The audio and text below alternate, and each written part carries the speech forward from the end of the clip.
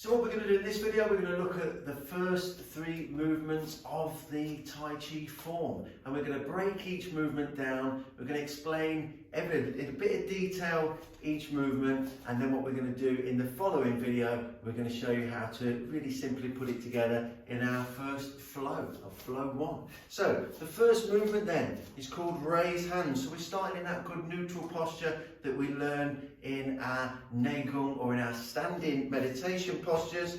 So feet under the shoulders, standing tall, tongue on the top palate, breathing deep. Don't forget to smile. Gently stretch into the fingertips, starting in that good neutral posture. Don't rush it. Just gently take any tension out the neutral posture. Now the first movement, raise hands then. What we're going to do, I'm going to show it you first and I'm going to break it down a little bit for you.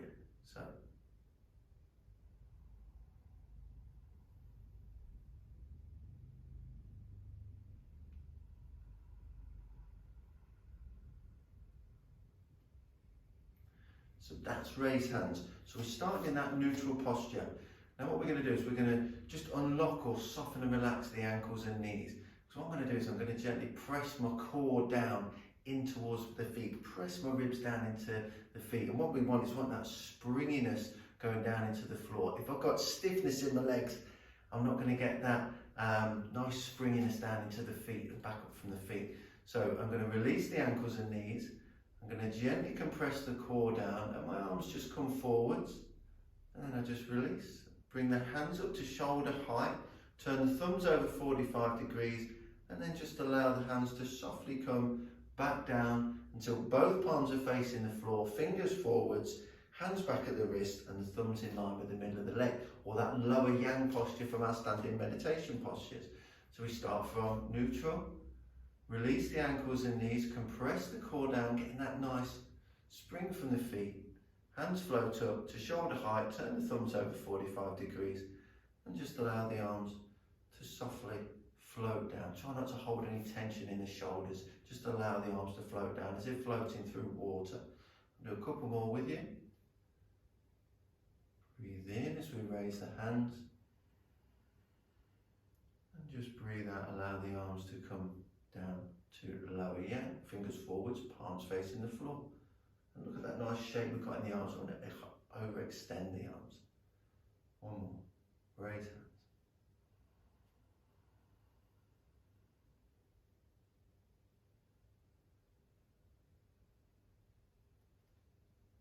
And just come back to neutral.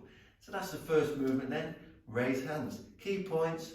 Unlock the ankles and knees. Compress the core down. Bring the hands, fingers forwards up to shoulder height, turn the thumbs over 45 degrees, and then just allow the arms to just softly come down to that lower yang position, thumbs in line with the middle of the leg, palms down, fingers forwards. So that's raise hands. The second movement then is called circle hands left. Now, I'm going to go the opposite way to you so you can follow me on the screen. So when I say turn your waist to the right, I'm going to turn mine to the left, so I'm going to go the same way as what you would be going. So we start from that lower yang position. Now the first thing we're going to do is we're going to turn the waist against the hips. So I want to turn the waist, but I don't want to let the hips turn. And when you do this, you're going to really feel how it's a great way to exercise the waist, but it also gets that nice torque in the waist. There's a lot of power that we can benefit from in the waist. So we're standing tall in that neutral posture, in the lower yang posture, hips facing forwards. Turn your waist towards what would be your northeast corner. You see how the arms move with the waist. The arms don't move on their own. So I'm keeping the arms connected with the core. Turn the waist to the northeast corner, and then what you're going to do is circle the hands round to the left until the left hand kicking out with this part of the hand back at the wrist in line with the shoulder, and the right hand is in line with the centre of the body. And again, we've got that nice circular shape through the arms, so they're not in too close, they're not too far away. That's circle hands left. Left hand thumb pulled into the centre, kicking out with the heel of the hand here. Right hand, thumb in line with the middle of the chest. Right fingers pointing towards the left hand. Okay? And again, turn the waist to the northeast corner and circle the hands together. Both hands come round together and they just sit on the core, thumbs pulling in towards towards your centre line here. And again, a couple more.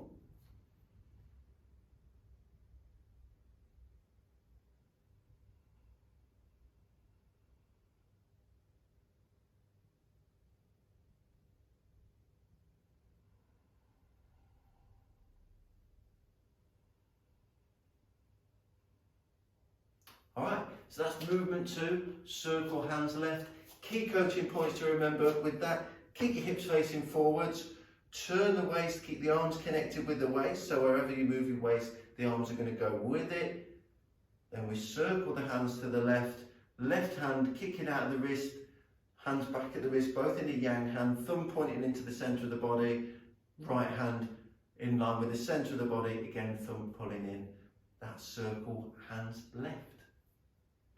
So now we're going to look at the third movement, which is the third posture in the form is called single hand ward off. But there's another little movement in between which I think is good to explain, and it just breaks it down just that little bit, again, particularly when we're learning with absolutely no experience of Tai Chi. So we've got raised hands, we've got circle hands left. The next movement we're going to call hold the ball. Now this left hand's just going to continue down, and we just gently soften that side of the body so the arm comes down, right hand still palm facing out. Now bring the left hand down until the thumb points towards your left hip, and then we're going to turn the waist and those right toes towards the right corner, your northeast corner, the right hand still palm facing out, and then just going to turn that left palm facing in, and this is what we call hold the ball. So it's like we're holding a big ball in between the forearms. Okay, so from here, left hand softens down, turn the right toes and the waist to first face the northeast corner, and we're going to hold the ball, left palm still facing out, right palm still facing out, left arm palm facing in, and then we're just going to step that left leg forwards. Okay, so the left toes facing the front, and then from here we're going to move to turn the waist to face the front as the left hand comes straight at the centre and the right hand comes straight down. So from this position here, we're holding the ball. I'm going to turn my waist to face the front. Left hand comes straight up the middle until the thumb's in line with the middle of the nose, palm facing in, and the right hand palm facing down, fingers forwards. Okay, so we'll go through that slowly again. We start from that circle hands left position, left hand softens down, turn the waist and the toes to the right corner, hold the ball. Now that weight's now in that right leg, so I can step this left leg. I want to make sure I've got the weight in that right leg before I step. Step the left leg forwards, and as I bring the weight into that front leg and turn my waist forwards, left hand comes straight up the centre, thumb in line with the nose, and the right hand palm faces down. Do that a few times with me. Left hand softens down, turn the right toes and waist to the corner, step the left leg forwards, single hand board off. One more.